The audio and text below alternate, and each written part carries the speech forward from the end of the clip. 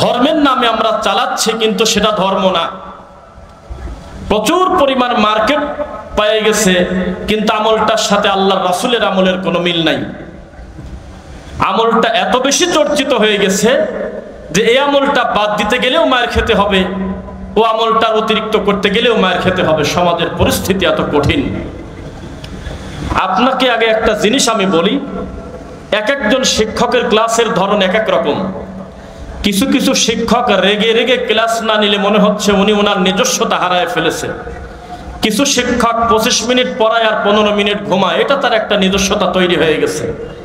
তা আমি শুরুতে আপনাকে একটা কথা বলে রাখি, আমাদের ভিতরে কিছু বেয়াক্কেল লোক আছে, বেয়াক্কেল শ্রোতা আছে, যারা 1 ঘন্টা তাওহীদের ওয়াজ শোনে, সুন্নাতের পক্ষে শোনে, বিদাতের বিরুদ্ধে বক্তব্য শোনে, একেবারে হালাল হারাম শোনে, প্রায় 100টা আল্লাহর নবীর হাদিস শুনতে পারলে এটা ভালো না খারাপ? শেষ পর্যন্ত উনি বলতেছে ওয়াজ মন মতো হয় নাই। কেন?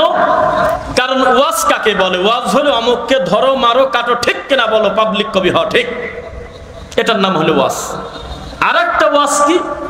আরেকটা ওয়াজ হলো মিথ্যা গল্প, কিচ্ছা কাহিনী, যেটা বক্তা যদি অর্ধেক শেষ করে চা খেতে দেয় মানুষ বিরক্ত হয়, বাকি অর্ধেক কখন বলবে? এই মিথ্যা দুইটা জিনিস মানুষের কাছে খুব মজা লাগে, টেস্ট লাগে, কিন্তু মানুষের জীবন ঘনিষ্ঠ বিষয় নিয়ে মানুষ কথা বলে না, যার দ্বারা মানুষের ঈমানের উন্নতি হবে। ঝিনাইদহ মাহফিলে গিয়েছি, মাহফিলের পোস্টারে বিশাল করে লেখা, আপনার এলাকাতেও লেখা থাকে যে গোরস্থানের উন্নতি কল্পে ইসলামী মহাসম্মেলন, আছে কিনা লেখা? থাকে না? কবরস্থান গোরস্থানের উন্নতি কল্পে 3 গ্রামের ইসলামী মহাসম্মেলন, এভাবে উল্লেখ আছে। আমি আবার পোস্টারটা দেখে বললাম যে ভাইজান, পোস্টার দেখে আমি খুব একটা খুশি হতে পারলাম না। মরা মানুষের কি উন্নতি করবেন আপনি? তাজা মানুষ বিপদে আছে, গোরস্থানের উন্নতি করবে, কোন ধরনের কথা? গোরস্থানের উন্নতি মানে রাস্তা করা, গোরস্থানের উন্নতি মানে গরু, ভেড়া, কুত্তা, শিয়াল এগুলো গিয়ে যাতে মানুষের কবরগুলো খুঁড়ে না ফেলে, পরিবেশ নষ্ট না করে, এটা হলো ইমারতগত সৌন্দর্য। কিন্তু জীবন্ত মানুষের ইমানের উন্নতি করা মরা মানুষের থেকে বেশি জরুরি। ও তো চলেই গেছে, ওর উন্নতি কিভাবে করবেন আপনি? ওর উন্নতি করবেন দোয়ার মাধ্যমে, ওর উন্নতি করবেন হলো সাদাকার মাধ্যমে। কিন্তু এত বড় মাহফিলটা মরা মানুষের কি উন্নতি করবেন? এখানে লেখা উচিত ছিল তাজা মানুষের ঈমান এবং আমলের উন্নতি কল্পে ইসলামী জালসা। তো যাই হোক, এগুলো শব্দ চয়নের ব্যাপার। যে লিখেছে সে কাফের না, আবার আমরা যে তাদেরকে বুঝিয়েছি আমরাও তাদের খারাপ কিছু বলি নাই। তো ইনশাল্লাহ আমি চেষ্টা করব 1টা ঘন্টা বক্তব্য দেওয়ার, পুরো 1 ঘন্টা আমরা প্রমাণ করার চেষ্টা করব মুহাম্মদ সাল্লাল্লাহু আলাইহি ওয়াসাল্লামের সুন্নাহর কত মর্যাদা। ইনশাআল্লাহ কষ্ট করে ছাত্ররা পরিশ্রম করলো, আর মজা নেবেন আপনি। একদল পরাজিত হয়ে যাবে, আর একদল এসে ঘুষ খাবে, সুদ খাবে, এটা হতে দেওয়া যাবে? আমরা শিকড়ে আঘাত করতে চাই। আপনার বিশ্ববিদ্যালয় যেই গতিতে চলছে, এই গতিতে চললে বন্ধ করতে হবে। আপনার বিশ্ববিদ্যালয়ে ছাত্র সংখ্যা হলো 10,500, শিক্ষকের সংখ্যা প্রায় 500 উপরে। এত শিক্ষক, এত ছাত্র, 10 তলা বিল্ডিং, প্রায় আপনার 50 বিঘা জায়গার উপরে বিশ্ববিদ্যালয়। আপনার সন্তানকে নাচের জন্য 2 ঘন্টা প্রতিদিন ক্লাস হয়, গান শেখানোর জন্য 1 ঘন্টা ক্লাস হয়। আপনার বাচ্চা কবিতা আবৃত্তি করবে কিভাবে, তার একটা সেকশন ভিন্ন করা আছে, পড়ানোর বিদ্যা আছে, ডায়াল গবেষণা করতেছে, মাটি গবেষণা করতেছে, কিন্তু 1টা ঘন্টা কোরআন শেখানোর মতো টাইম তাদের হাতে নাই। বন্ধ করতে হবে ওই বিশ্ববিদ্যালয়, বন্ধ করতে হবে ওই স্কুল কলেজ, যেই স্কুল কলেজে মুসলমানের বাচ্চা আল্লাহর পরিচয় পায় না। ওটা কোনো শিক্ষা প্রতিষ্ঠানই না, এটা হলো জাহিলিয়াত।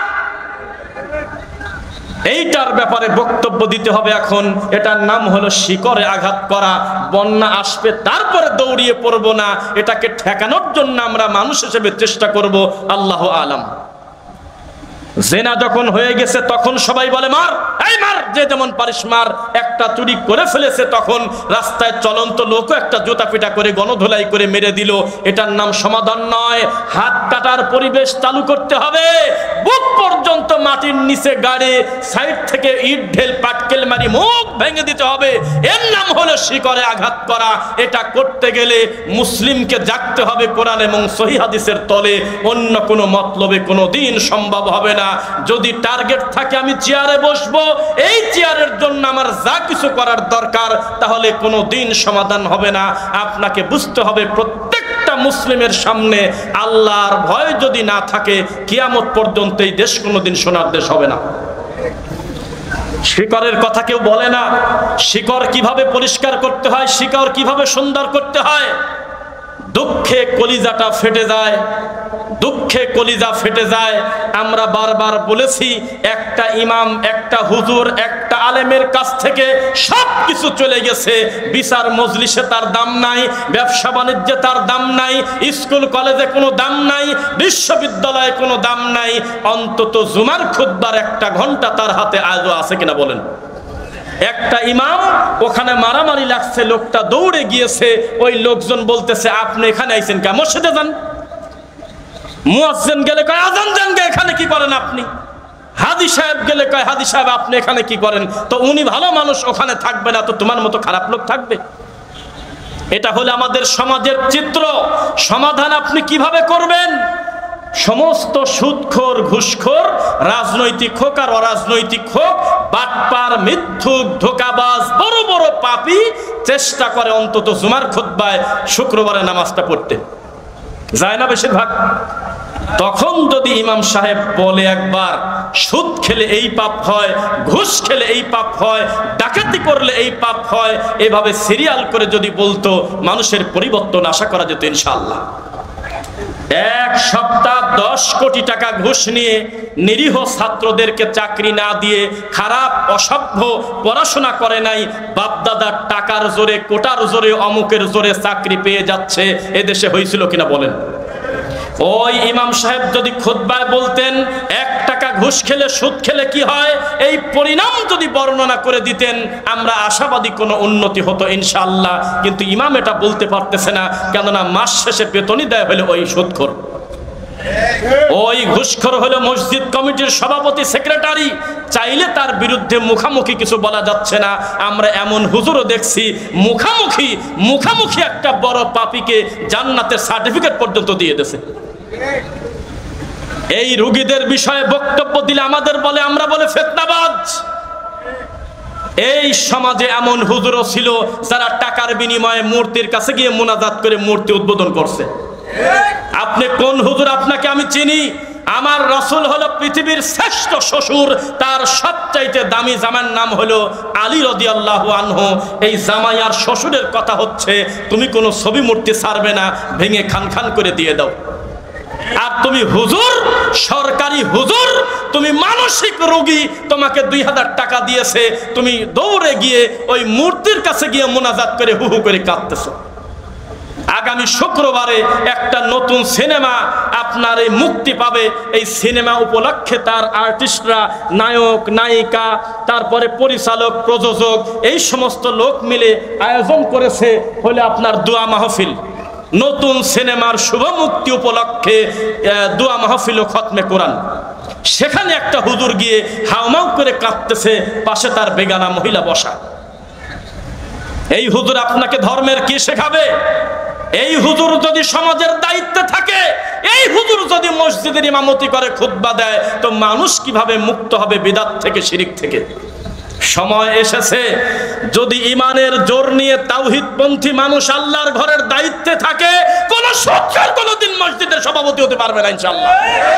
কোন ঘুষখোর কোনদিন মসজিদের সেক্রেটারি হতে পারবে না। কথা বলতে হবে বাপের বেটার মতো। ডান পাশে রানিং প্রধানমন্ত্রী বসে থাকবে, বাম পাশে বিরোধী দলীয় প্রধানমন্ত্রী বসে থাকবে, তখনও মুখামুখি বসে বলতে হবে 1 টাকা সুদ খেলে মায়ের সাথে জেনা করার সমান। একবার যদি কেউ বেইনসাফ করে 1 টাকা আত্মসাৎ করে, এই আত্মসাৎ করার কারণে বিচারের মাঠে তার কাঁধে সেটা তুলে দেওয়া হবে। আপনি কি আর ওয়াজ খুঁজে পান নাই? একটা দীর্ঘ সময় আপনি রাগ করবেন না। যাদের দ্বারা ইসলামের খেদমত হওয়ার কথা ছিল, তারা হয়ে গেছিল সরকারি হুজুর।